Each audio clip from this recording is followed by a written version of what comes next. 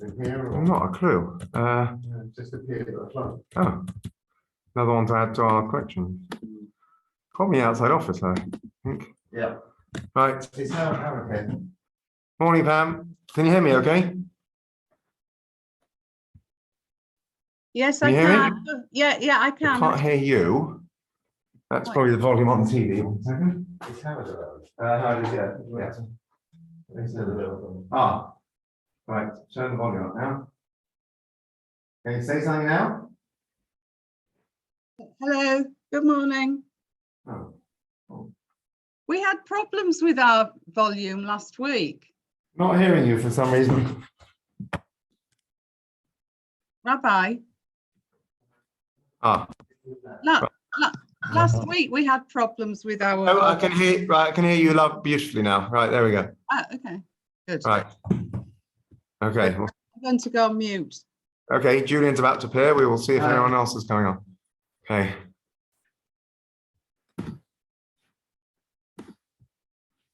I did put a reminder on the share group. Do anyone want a hot drink? Yeah, I'm here. Brenda's here. Oh, hi, Brenda. How did you want a hot drink? Yes, it Do you want to just make it yourself? Is that okay? Yes. Yeah. Hello, Everything's... Brenda. Hi, Brenda. We'll start in a moment. But why can't I? Oh, maybe I haven't got the.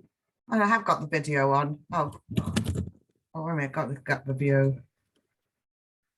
Hello, Brenda. Hi. Oh, there I am. Oh, well, sort of. There we go. There you. That's better. We can see you. I can only see the top of your head, Rabbi. Yeah, I'll Oh, sort yes, it out. okay. I'll improve it in a minute. Yeah, I'll do this. Improvise. Having the first Right. cup of coffee. There we go. How's that? Brenda. Lovely. Right. Not a nice day, is it? Pouring with rain. No. We watched the Pavarotti last night. It was lovely. Was it? Yes. He's still around? No. He's not No. still around. He passed away in 2007. Was it 2007? Gosh, you see so much stuff I didn't even realize. Wow. You know, he did the Nessun Dorma. park. It was Oh, yes, of course. And the World Cup, Nessun Dorma, one of the most famous. wonderful. Nine. Oh, that's so Mia. Right, how do we turn off this captions? Here we go. Right. Okay, I'm just going to get a drink quickly and we'll start. So keep chatting a moment. Might even get Jeff joining us. Julian. We both Brenda, did that Julian's last night. What? Julian's in shul there. He's there somewhere. Hi. Hi, Julian. Yeah. And Howard as well. Hello, Howard. No, he's making a cup of tea. Okay. Yeah. Oh, it's a nice cup of coffee.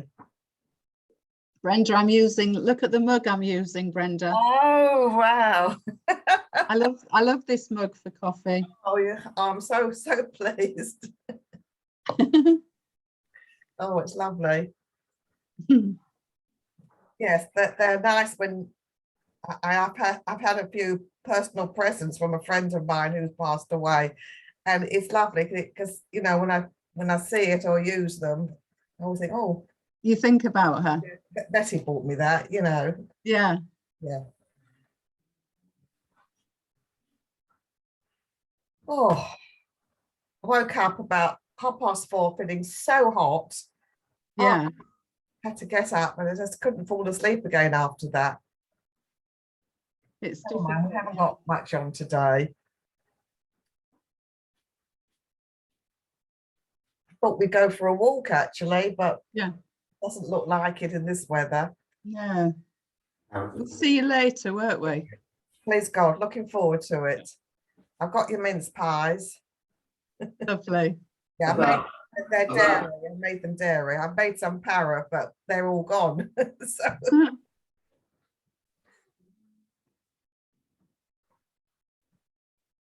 yeah, looking forward to that. Oh, might be the last time we all get together. You don't know, do you? Yeah.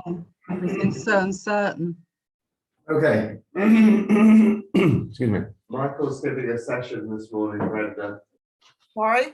at Limwood. Yeah, Michael's speaking this morning. Oh, wow. That's good. It's his first time. Okay, I must say, it's very loud and clear. It's like you're in the room. Can you hear us clearly? Yes. Yeah. That's quite good because it's picking up Julian and Howard from quite a few distance.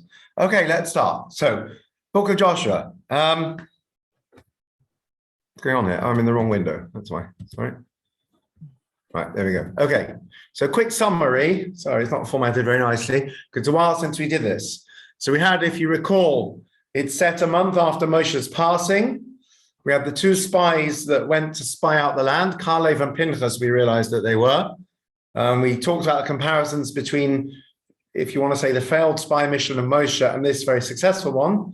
They come back with a report that the people are melted. They're scared of the Bnei Israel. They also, of course, promised Rachav safety in return for her looking after them. So Joshua gathers the people, tells them that keep your eye on the ark, that the Kohanim will lead the way. But if you recall, we discussed the fact they said to keep a distance of 2,000 amot, which is about, no, it's not 2 meters, sorry, it's a kilometer. Is it 2 meters? No, it's not 2 meters, it's a kilometer. What is 2 meters, interestingly, we probably mentioned this when we learned this, is 4 amot. An amma is an arm's length, which is about, in the average person, we halachically say, about 2 foot, I think. So it's 50 centimeters, not quite 2 foot. So a meter is 2 amot. So interestingly, you may have heard the phrase dalad amos or dalad amot. They talk about the dalad amos of halacha, or a person's dalad amos means their personal space. So it's very interesting that in halacha, your personal space is 2 meters. So for example, if you're standing in a room somewhere and someone is davening the Amida, you're not supposed to sit down in front of them. A lot of people don't know this halacha, that if you finished your Shemona Esrei, but the person behind you is still davening, it's very disrespectful to just plonk yourself down in your seat in front of them, because they're standing in the presence of God and you're sitting down in front of them. So what's considered their personal space? 2 meters all around. Funny that, isn't it? Yeah. So long before science came up with it, we had that concept. We're told that God will perform wonders, the assurance that by Hashem that Joshua will have the same greatness and the same influence that Moshe had. And we're told that as they approach the Jordan, the waters will stop flowing and they will gather to make a crossing, which will be a proof of the miracle of God amongst them. All of this takes place at the beginning of Nisan, funnily enough, which is when the sea split in the times of Moshe as well, which is when the waters stop and they pile up into a wall.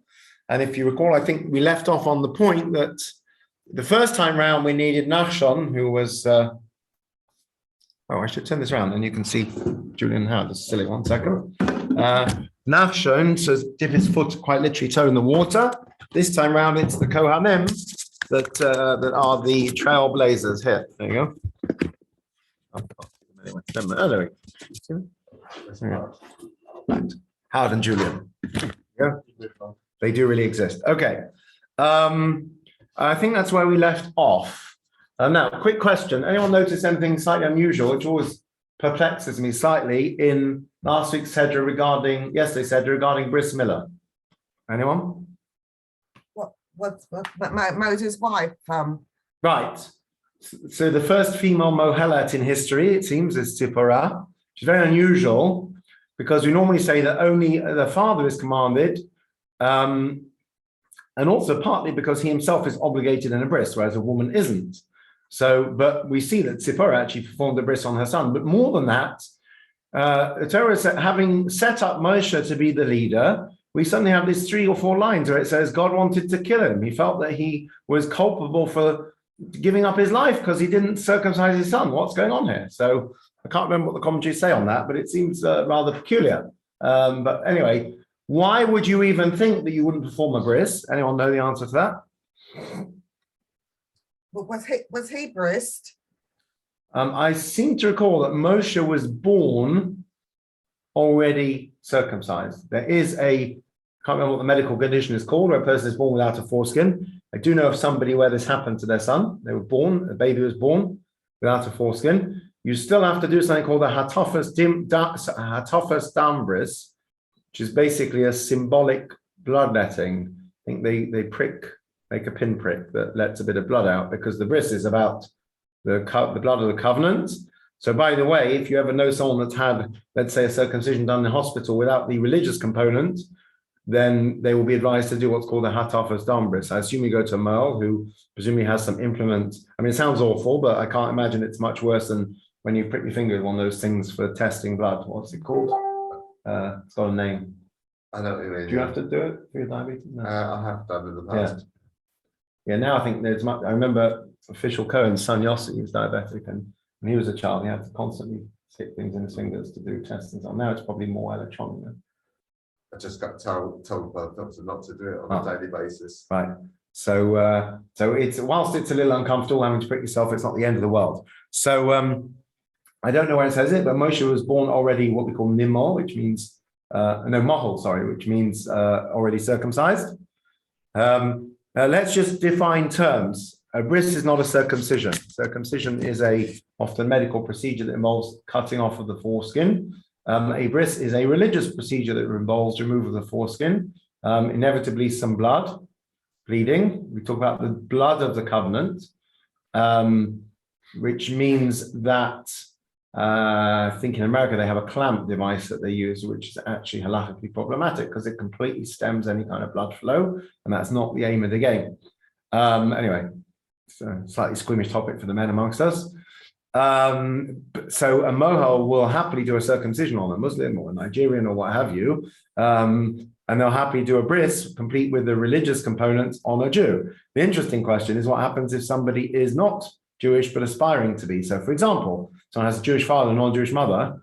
So, in this country, the Molim are basically, according to their professional code, they have to stay away from that, because that just creates confusion, because people go around saying, Rabbi so-and-so gave me a bris. And even if Rabbi so-and-so says, well, I didn't make the brachas, I just did it as a medical procedure, it's going to cause some raised eyebrows. Anyway, why would you think you wouldn't do a bris? So the answer is you're about to see that actually the 40 years in the desert, they did not perform the mitzvah of bris milah. I don't know if this is common knowledge. That's one of the first things they do in the times of Joshua is it's Moshe dies on the 7th of Adar. It's a month till Pesach. They actually perform a bris milah. We know from Avram it takes at least 3 days to recover. We'll see the chronology in a minute. And then they offer the Korban Pesach, which they also didn't do for 40 years in the desert, because you may recall that one of the things you have to do in order to offer the Pesach offering is you have to be a circumcised male. So somebody who has not had a bris can't bring the Korban Pesach. It doesn't say that by other Korbanot, by the way, as far as I know. So I was once stopped in a supermarket by a non-Jewish fellow who said, Rabbi, I have a question. He said, we do a Seder in our church. He said, and I want to buy some of the matzah. He said, but I'm not circumcised. Am I allowed to eat it? Well, that's a fascinating question. I said, well, you are, because it's not temple time. I thought, what a clever question somebody actually came up with. Okay, so let's have a look. We're up to chapter 4, I believe. So, we could do some reading. How do you want to read? Verse 1? And maybe 1 and 2 together.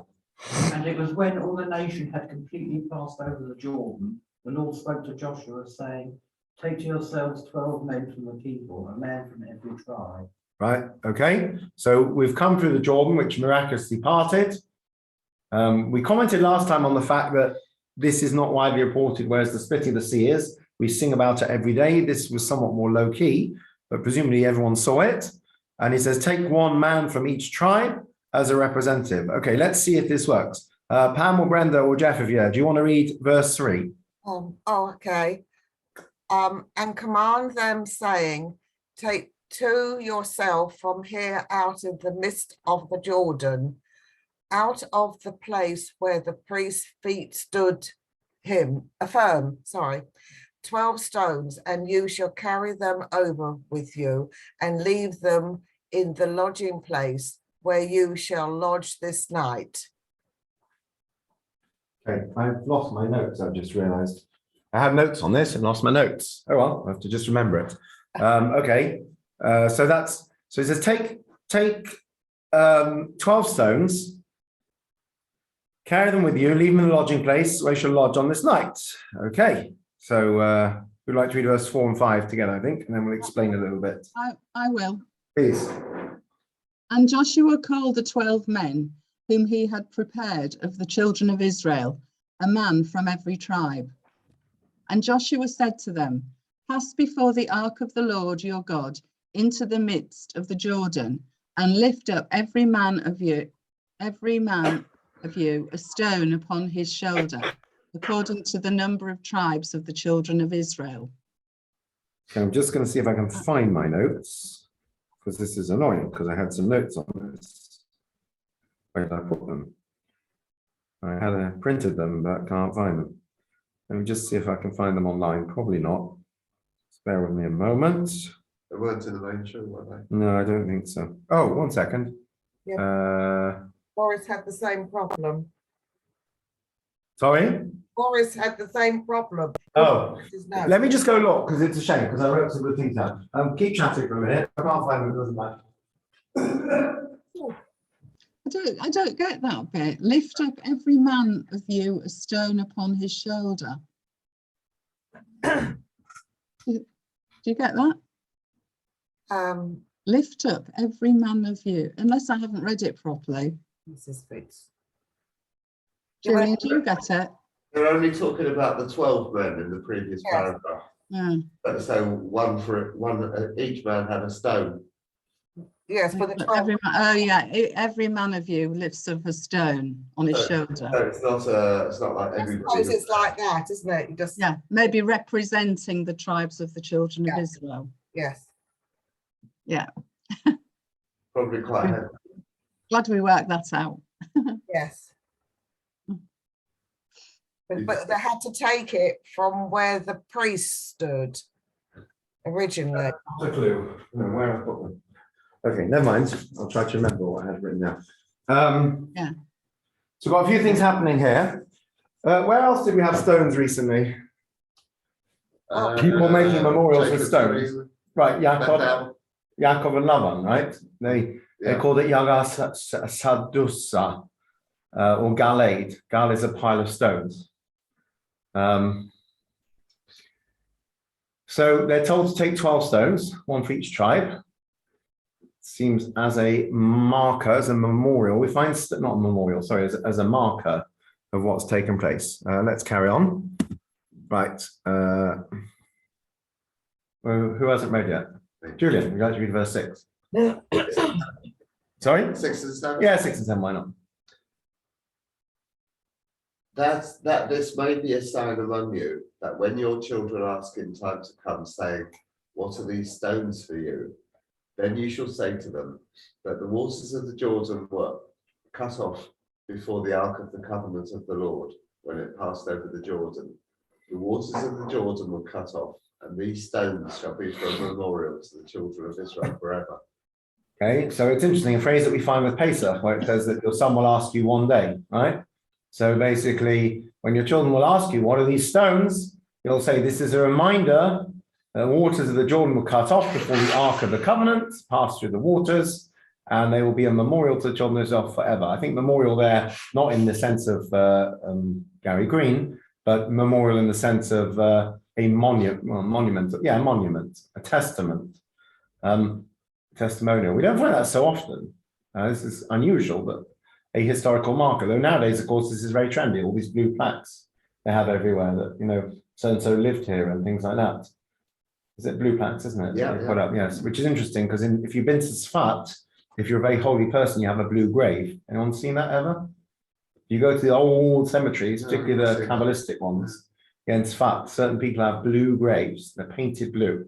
It's connected to some mystical thing. So blue plaques are, you've got a blue plaque on your house, you know, that Michael Rainsby lived here or whatever, someone famous. They do it in people's lifetime? No. Oh, I so don't think not so. that then. Okay, I don't right. think so. You know Um, who the main blue plaque maker for the country is? Go on. My sister's partner. Oh, how funny. Wales. Okay. Why are they blue? Don't know, they always have been. The London ones tended to be a different colour. Anyone know why that? Sorry to digress. Anyone know why the Green Singers is green? It's such a basic reason. You think, oh, because they have blue and To red. differentiate, yeah. So they're going through all the primary colors. No, the reason it's green is the chap that gave the most money for it. That was his favorite color. Okay, but So they're told to put these stones as a marker. I did some research on Google, see if these stones are still there today. And I don't know if they are, but it's definitely something that the raiders of lost arks and things have looked for in the past. So, okay, how would you like to read verse 8? The children of Israel did as Joshua commanded, and took up 12 stones out of the midst of the Jordan, as the Lord had spoken to Joshua, according to the number of the tribes of the children of Israel, and carried them over with them to the place where they lodged and laid them there. Okay, and do you want to read 9 as well? Because that kind of concludes this And section. Joshua set up 12 stones in the midst of the Jordan, in the place where the feet of the priests before the ark of the covenant stood, and they have been there to this day. Okay, so there's 2 sets of stones if you look carefully. There's the ones that they set up, presumably on dry land. And then suddenly it just says, incidentally, oh, and Yeshua set up 12 stones in the middle of the Jordan, the place where the feet of the priests have touched, which are there to this day. So it seems like one set was a physical marker for anyone who would pass that way in the future, and their children would ask, what are these stones? I don't know how many people are likely to pass that way, but I suppose it was on the, let's think, it could be the West Bank, wouldn't it? Once they come into Israel, yes, the West Bank. Oh, well, the West Bank is very popular, highly contentious. They don't see the quote going around. They thought it was quite amusing that most of the world was celebrating the birth of a Jew on the West Bank yesterday. No, I didn't. Yes.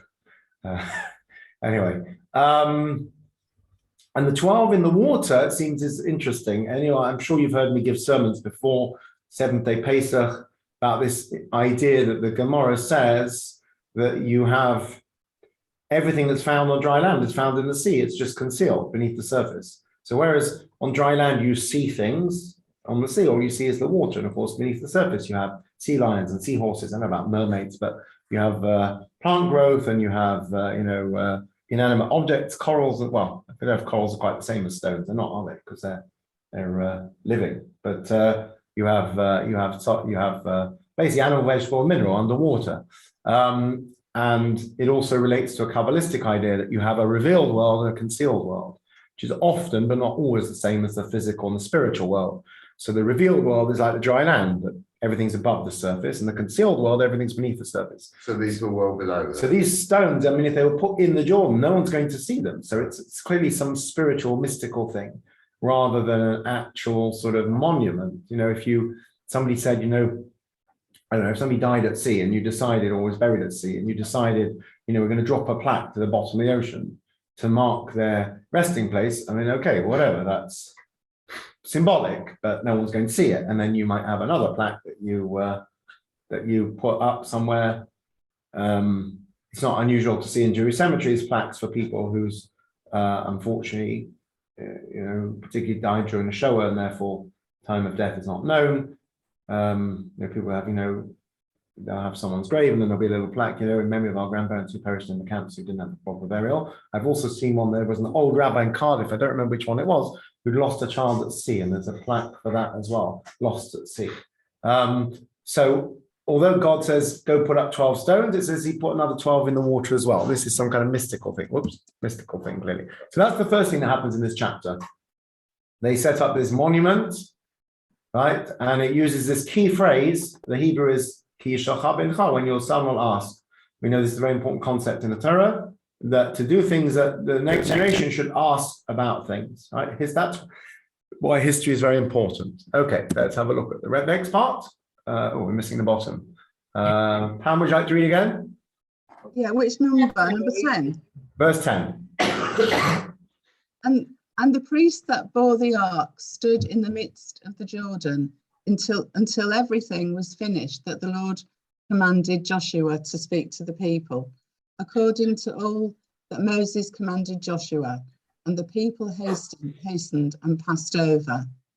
I'm not sure what the Moshe part is. What did Moshe command Yeshua? Simply to lead the people. So, interesting reference there. I think it's just reminding us that his power came. If you recall, he was appointed during Moshe's lifetime, which is very important. Succession is key to so many fields. And we know that when you don't have succession, particularly if someone dies and then they have to be replaced, you don't have a clear line of succession, you often end up with fragmentation and, machlokes. So that wasn't the case. It was a smooth transition. We don't find anyone saying that Moshe's sons said, no, we should be the true leaders. Everyone got behind Yeshua. So the priests stood in the Jordan, it seems, until all this happened. So they were standing with the ark, if you recall, which led to the waters parting. This was the the key to the waters parting until they'd set up these stones. And then I'll read verse 11. And it was when all the people had passed over that the ark of the Lord passed over, meaning the Jordan, and the Kohanim in the presence of the people. Right, so that's the end of that thing. Now, what happens next? Remember, of course, there's already 2.5 tribes living right by the Jordan, right on the other side. Who was it? Reuben, Gad, and half of Manasseh, the 2.5 tribes. And if you recall, what was the issue in the Torah, in Bamidbar, that this famous quote that Moshe said, should your brothers go to war while you're just comfortably living up on the other side of the river? And they made a promise which they now keep. And their promise was, we're not trying to get out of military service. When the time comes, we will happily lead you into battle and we will do what has to be done until the land is conquered. So we're not trying to skive off. We simply want this land for our livestock, etc., etc. So we have, whose turn is it to read? Who hasn't read? Brenda, would you like to read? Oh, Jeff, hello. Would you like to read verse 12? Number 11. And 12. it was when all the people had completely passed over, that the ark of the Lord passed over, and the priests in the presence of the people. Okay, do you want to do 12 and 13 as well, which is the next thing, basically? And the children of Reuben and the children of Gad and half the tribe of Manasseh passed over armed before the children of Israel, as Moses had spoken to them. About 40,000 armed to war passed over before the Lord to battle, to the plains of Jericho. Okay, so they're armed to the teeth, but of course, what's leading them into all of this is the Ark of the Covenant. And we'll see later on, this is a very contemporary issue as well. What is a religious soldier? A religious soldier is somebody who has to be, unfortunately, armed for protection, but also carries his tefillin with him to daven, or carries her siddur with her, or whatever. So we see that you need both. You need military strategy. It will be futile to go into a land without being armed with weapons, sadly. Right? I say sadly because we know that from Isaiah 53, not 53, where is it? Isaiah, I think it's 2, isn't it? Where it says about the swords into plowshares. That when Mashiach comes, we hope that we won't have to fight wars, but they're armed. But at the same time, right, what leads them through the water is not the armed soldiers, but it's the Ark of the Covenant. So we see this two-pronged approach of both physical protection and spiritual protection. So 40,000 of them, seems primarily from the 2.5 tribes, are ready for battle in Jericho. Okay, so, Brenda, would you like to read verse 14? It's the end of this kind of... On that day, the Lord made Joshua great in the sight of all Israel, and they feared him as they had feared Moses all the days of his life. Question. How, so far, and it's only been 4 chapters, how would you compare their, if you want to call it, fear of Moshe with their fear of Yehoshua? Notice anything that stands out quite dramatically about this book so far, compared to how they were with Moshe? But does Joshua ask the people more than Moses did? Well, I don't know about that, but they don't wind him up. They used to wind Moshe up the whole time. They were used to complain and they used to grumble and they used to, there was dissent. And here so far, they've just been compliant. So it seems in some ways that they have more respect for Yeshua. It says all the days of it, as they feared Moshe all the days of his life. So this is an important point to remind us that he had the same command over them that Moshe had. Okay, so this is what, yeah. Is it because this is what they've been waiting for all this time? They're no longer in a desert environment. Right, that's true as well. The end of the light at the end of the tunnel. Although it must have been very scary, that in actual fact, Well, we know that one of the reasons given, the original story of the spies doesn't really make sense. They were righteous people. Why did they, come back with such negative spin? And one explanation is, there's a few explanations. One is that they wanted the people to stay in the desert because in the desert they had an idyllic lifestyle. It was an oasis. They had the clouds to protect them, the manna from heaven, the water from Miriam's well. Their clothes got washed by the rain automatically. They didn't have to do anything. They lived an idyllic lifestyle. And as soon as they come into the land, they're going to have to fight wars and they're going to have to work the land and they're going to have to follow all these rules of agriculture. And basically they're going to have to roll up their sleeves.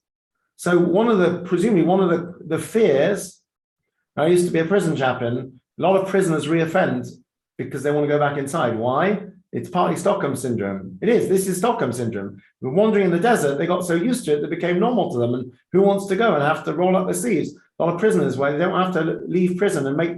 It's not just because they have, cable TV and whatever. I mean, it's not quite as luxurious as people think, but it's for familiarity. It's an institution. People come institutionalized.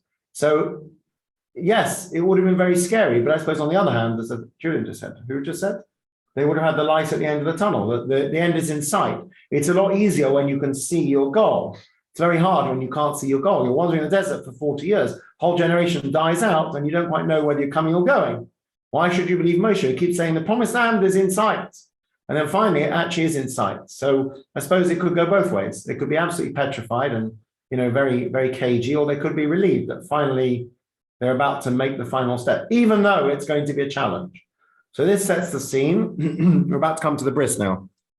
So let's see. Oh, sorry, I didn't format it properly. Okay. I'll read a little bit. So the Lord said to Yeshua, command the priests that bear the ark to come up out of the Jordan. And so he commanded the Kohanim, saying, come up out of the Jordan. So that's what they did. And it came to pass that when they bore the ark of the Lord and they came out of the midst of the river, as soon as their feet were lifted up to dry land, the waters returned to their place, flowed over all its banks as before. Okay, and they came up out of the Jordan on the 10th day of Nisan, because Nisan's the first month. They encamped in Gilgal in the east border of Jericho. And the 12 stones which they took out of the Jordan were set up in Gilgal.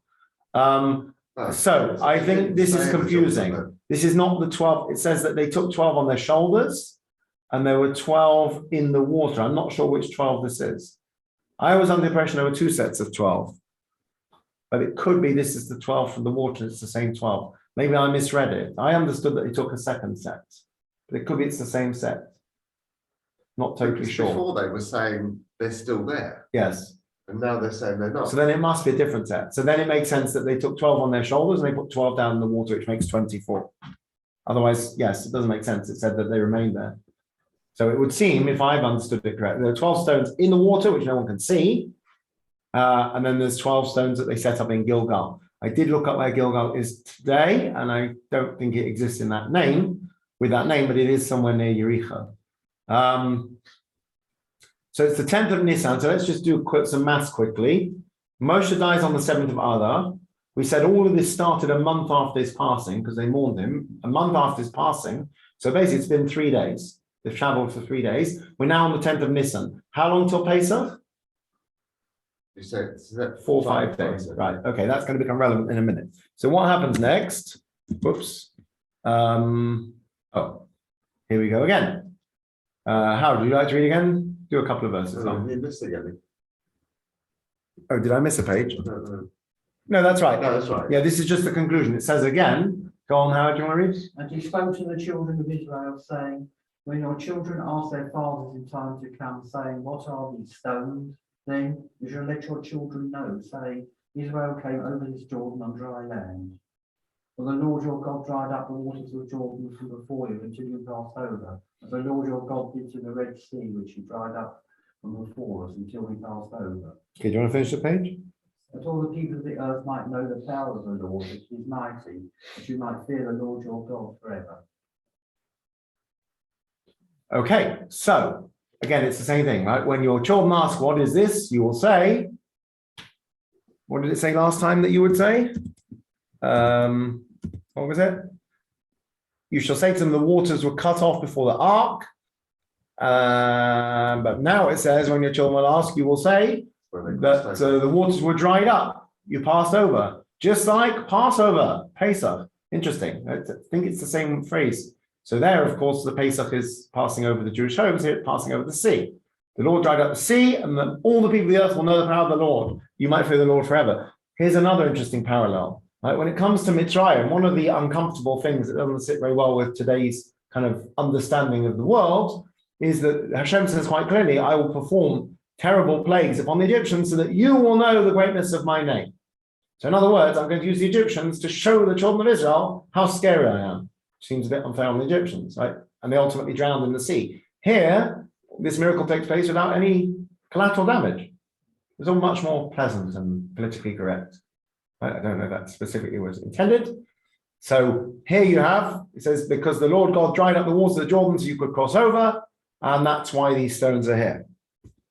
When your children will ask you. The only thing is, they're probably not going to ask unless they see the stones, or they learn Tanakh, which most kids don't, unfortunately. Whereas the other thing, you'll ask every year at Pesach, what is this that we're doing? Right, okay. We'll start chapter 5. So that's the end of chapter 4. They've crossed the Jordan, they're ready for war. The 2.5 tribes reunited with the rest of the people. They keep their promise to basically lead them in battle. Right, so we see that it wasn't a cynical ploy just to evade military duty. You might recall, I don't remember when, one of our Parsha Shurim, I showed a poster which had gone out a few years ago in Israel saying, will your brothers go to war while you remain behind? Which was a dig at the Haredim that don't go to the army, which is a quote from this passage in the Chumash where Moshe says, how can you, basically, you're going to stay at home because you'll already be on the other side. And they respond to that saying, no, we will of course join you in war, in battle. Okay, next. Chapter 5. Who'd like to read? Who hasn't read the one? I'll I'll read read. again if you like. Go for it. And it came to pass, when all the kings of the Amorites who were on the side of the Jordan westward, and all the kings of the Canaanites who were by the sea, heard that the Lord had dried up the waters of the Jordan from before the children of Israel until they passed over, that their heart melted, nor was there spirit in them any more, because of the children of Israel. And if you remember, this is what Rachav told the spies, that basically people have had enough. They've heard about these Jews and their God. But it's so different from the time of Moshe. The spies in the time of Moshe come back and say, these people are too scary, we can't overcome them. Here, word gets back that all the kings on the other side of the Jordan and the Canaanites, basically, once they hear that God dried up the Jordan, they are basically freaked out by it and their hearts melt, meaning they have no spirit, they have no kayach. So that's going to make it a bit easier for them to conquer. Okay, so that's number 1. Now, what's going to happen next? I have a small problem, which is that people didn't do, as we said, they didn't do the bris through the 40 years in the desert. Why didn't they do the bris? We know from Avram it takes 3 days to recover. Right? When you're traveling in the desert, you don't know when you might have to travel. So there was a concern. It's interesting, even though they're on a very high spiritual level, presumably, there was a practical concern. And this is an argument against those who say you don't have to follow COVID regulations. That the concern about traveling, I mean, you can say, well, what's the big deal? A baby doesn't actually travel, a baby gets carried. But nonetheless, because the concern you wouldn't be able to heal properly and recuperate because you'd be on the move, was a reason that Bris Milah was not performed, which is actually quite shocking when you think about it. Now, nowadays, even in Russia, people manage, against all the odds, sometimes, not always, sometimes to circumcise their boys. Of course, plenty of times they didn't. You find similar halachas, by the way. If you look in the halachas of sukkahs, if you're traveling, you're exempt from eating in a sukkah. Right? I mean, a lot of people, if they travel, try to find a sukkah to go have a snack, but you're actually exempt. So let's see what happens next. Pam, I think we're up to you. Would you want to do 2 and 3 together? Sure. At that time, the Lord said to Joshua, make for yourself sharp knives and circumcise again the children of Israel the second time. And Joshua made for himself sharp knives and circumcised the children of Israel at the hill of the foreskins. Right, I don't think it means they had to be circumcised again. It means there was a second kind of round of it, right? So they would have been adults, which they didn't have anesthetic in those days. But Avram did it at 99 and he was recovering on the 3rd day. So actually, I think they say the 3rd day is the worst, but then it gets better after that. So, it sounds rather crude, but that place where they did all these brisses was called I can't remember the Hebrew word now, I just saw it. Gal, I think, the Gala Arelim or something like that. The Hill of the Foreskins. I don't know. It seems the name probably got changed at some point in history. It's not somewhere you really want to live, It's funny, there's a place in Cornwall called Marazion, M-A-R-A-H, I think it is. No H. No, sorry, no H, M-A-R-A-Z-I-O-N, Marazion. So there's a chap in Liverpool called Alan Dansky. I once gave a shir about Maris Iron, right, which is how you're not supposed to do things like, putting your put your coat to dry on the line on Shabbos, because people might think you did your laundry. We call it maris ayin, or like having if you put soy milk out, you should put a clear sign that soy milk after meat. So he said very cleverly, there's a place in Cornwall called Maris Ayin, but no one would want to be seen there. Yeah. There's also a place in Somerset called Frome. Yes. And I know a lady many years ago said to one of her friends, "My son's gone to Frome." She said, "What do you mean to Frome? It's good, surely." She said, no, he's gone to a place called Frome. Right. So it was actually named after this event.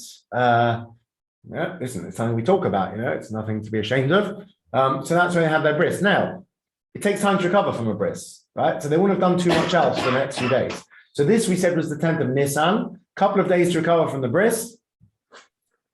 Let's read number 4. Brenda, do you want to read number 4? Why exactly did they do this bris? I think the second time is probably a mistranslation. It just means that they had to have another round of bris milah because some people haven't done it originally. Do you want to just read verse 4, which just explains what I just said? Oh, and this is the reason why Joshua did circumcise all the people that came out of Egypt, and they were males. All the men of war had died in the desert by the way after they came out of Egypt. I don't think it means by the way in the English sense, it means on the way out, right? If you recall, after the spies, that entire generation was basically cursed and they all died out. So now it's a new generation, Died in the desert. almost all of whom have been born in the desert. So they didn't have a bris milah. So you mean they circumcised them after they were dead? No, it doesn't mean that. It means that the people that came out of Egypt, the males who had a bris, had all died out. It's basically a roundabout way of saying, and now this new generation have not had a bris. Because you might be thinking, wait a minute, surely people had a bris. So the answer is, all those that had a bris have basically died out of the previous generation that were born in Egypt, and the next generation born in the desert hadn't had one. So at the first opportunity, they made a bris. Now it's interesting, just by the way, a halachic point, you may have come across this. You have a baby boy, Mazel Tov, lovely.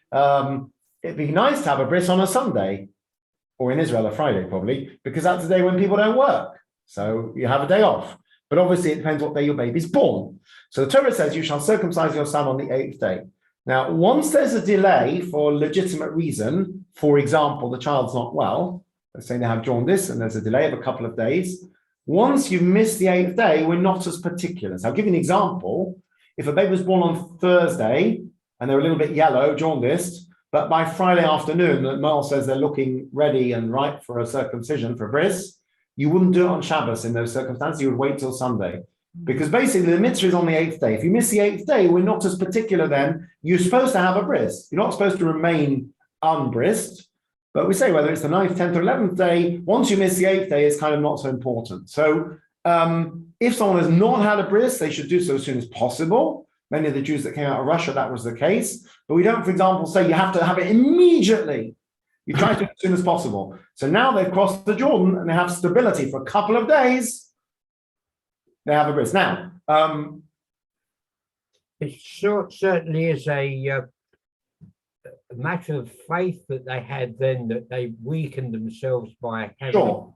Of course. time when they moved into a new country. Yes, and presumably everybody knew the story of Shechem, where they were conned into having a bris. And then when they were weak, they were all murdered. So, you're right. Interesting about the sharp knives, I've not paid attention to this, but apparently if you look at the implement that the Moel uses, it has a sharp blade on both sides. And there's a mystical reason for that. It's a two-edged sword, quite literally. And apparently a regular scalpel only has one side. Apologies if anyone's squeamish. It is a long time since we had our brisses, so we should all be okay.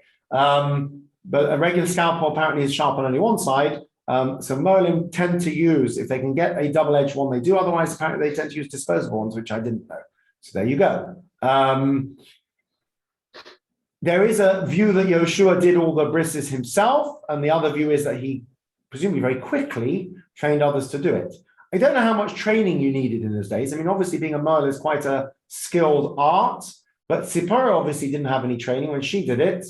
So I don't know. The commentaries discuss, did Yoshua do it? Did he have the skill? Did others do it? I mean, presumably it still had to be done carefully, not crudely. I don't know what people did about things like infection in those days. But yes, so they all had a bris because basically they'd missed their bris when they were coming out of Egypt. Sorry, once they were in the desert. And we're going to that's going to be our cliffhanger for this week. So they've all had a bris, and the next thing is going to be the Pesach offering, which all the timing works very well because we said in order to bring a Pesach offering, you have to be somebody who's had a bris. And they also haven't done that in the desert either. I don't know what other mitzvahs they've missed in the desert. I mean, I don't know if they did sukkah, for example, because if you're traveling, it's very difficult. Obviously they had real sukkot, but did they do it the way that we do it nowadays? Did they have arba minim? Did they grow them in the desert? And